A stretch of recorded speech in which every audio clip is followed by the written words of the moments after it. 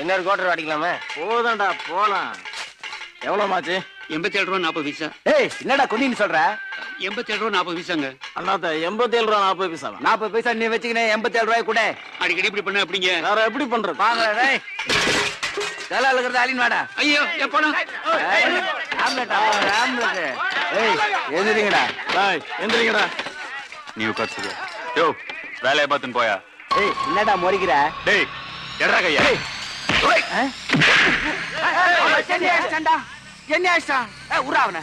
டேய் உரா. ஏய் என்ன ஆச்சல நீ? உரா.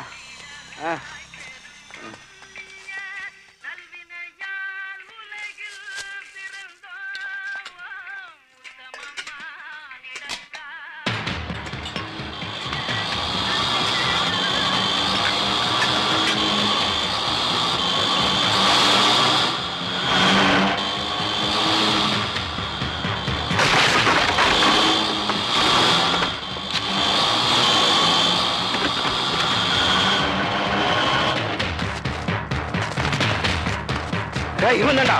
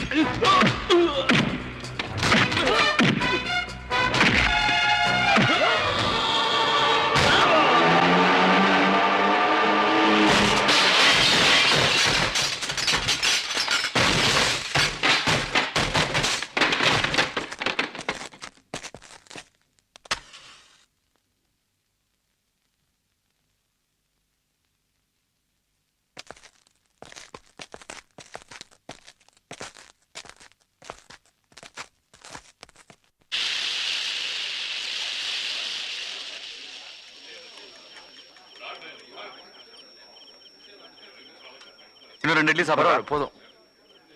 ஆமா இன்ட்ரூ என்னாச்சு? வழக்கம் போலதான் தபால்ல பதில் வரும். பன்னீர், எனக்கு தான் டிரைவிங் தெரியுமே, லைசன்ஸ் வேற வச்சிருக்கேன். பேசாம ஒரு ஆட்டோ ஏற்பாடு பண்ணி கூட ஓட்டுறேன். நீ ரொம்ப பிராக்டிகலா பேசுற. நாளைக்கே ஏற்பாடு பண்ணி கொடுத்துறேன். ஓகே தேங்க்யூ பன்னீர்.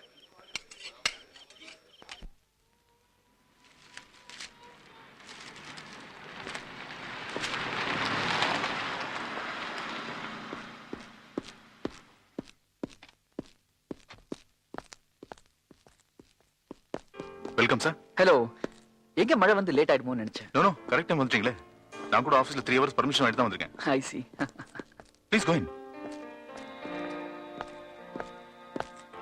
சாதாரண வீடு, சாதாரண சோஃபா. Please sit down. உட்காருங்க. நல்ல மனிதராச்சே.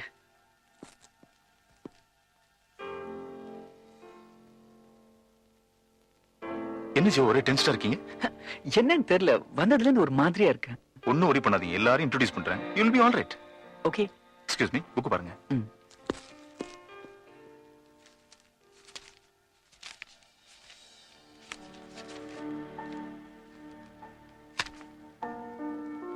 வாங்க.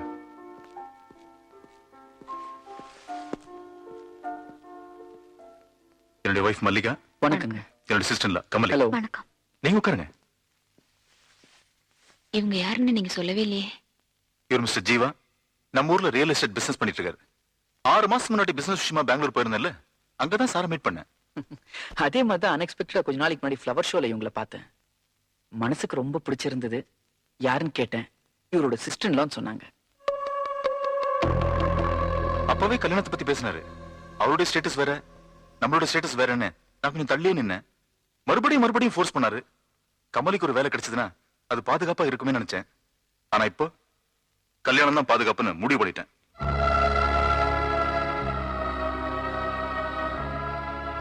கமலி, சார் காஃபி கொண்டோமா? No thank you. சார் சும்மா ஒரு விசிட்டுக்கு வர சொன்னாரு. அது இப்படி ஒரு பிளசன்ட் விசிட்டா மாறும்னு நினைக்கவே இல்லை. 5:30 அதுக்குள்ள இருட்டுச்சு. ஊட்டி கிளைமேட்டை நம்பவே முடியல. நான் அர்ஜென்ட்டா கிளம்பணும். நான் வரேன். Right sir. கமலி, உங்களை எனக்கு ரொம்ப பிடிச்சிருக்கு. என்ன உங்களுக்கு பிடிச்சிருக்கான்னு தெரியல. மனசுல என்ன இருக்குன்னு முகத்தை பார்த்து தெரிஞ்சுக்கிற சக்தி எனக்கு இல்ல. இது என்னோட விசிட்டிங் கார்டு. நீங்க என்கிட்ட ஏதாவது பர்சனலா பேசணும்னு நினைச்சீங்கன்னா தயக்கம் இல்லாம பேசலாம். மிஸ்டர் சேகர், நான் வரேங்க. நானும் வரேன். You please stay. வரேங்க. வாங்க சார். See you.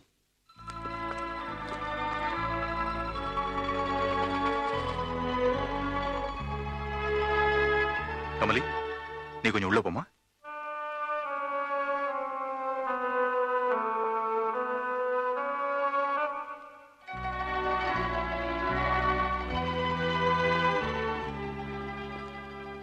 கமலி கண்ணுல கண்ணீர், உன் முகத்துல குழப்பம்.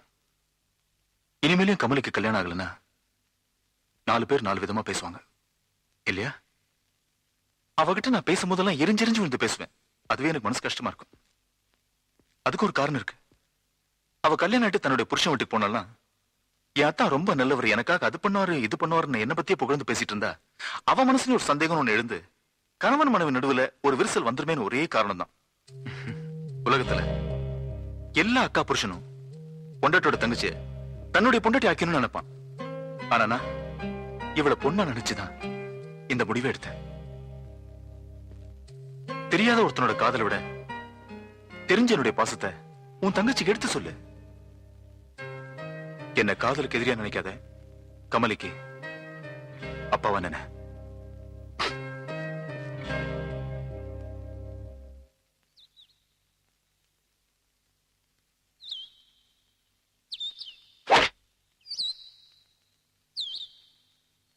ஹலோ கமலி, எங்க எவ்வளவு தூரம்? காஃப் கிளப் மெம்பரா? இல்ல. அப்போ ஒரு முக்கியமான விஷயம் பேச வந்திருப்பீங்க. வாங்க பேசிட்டே போவோம்.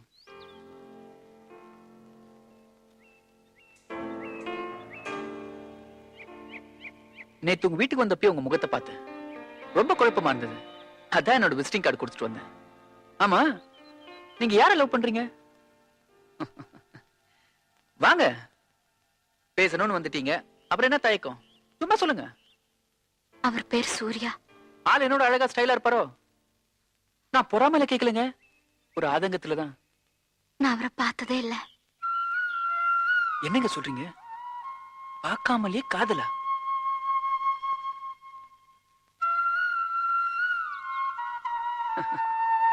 இப்போதாங்க உங்க மேல எனக்கு அதிகமா காதல் வருது. ஹோட்டல் சினிமான்னு சுத்தி சீரழி காதலுக்கு நடுவுல இப்படி ஒரு காதல்னா உங்க காதல் மேல எனக்கு பொறாமையும் வருது. இந்த காதல் எப்படியா தோத்து போய் நானே உங்களை கல்யாணம் பண்ணிக்கணும்னு ஆசையும் வருது. சூர்யா எல்லாமே எனக்கு வாழ்க்கையே இல்ல. நான் ஒதுங்கிட்டா உங்களுக்கு சந்தோஷம், அதானே சொல்ல வரீங்க?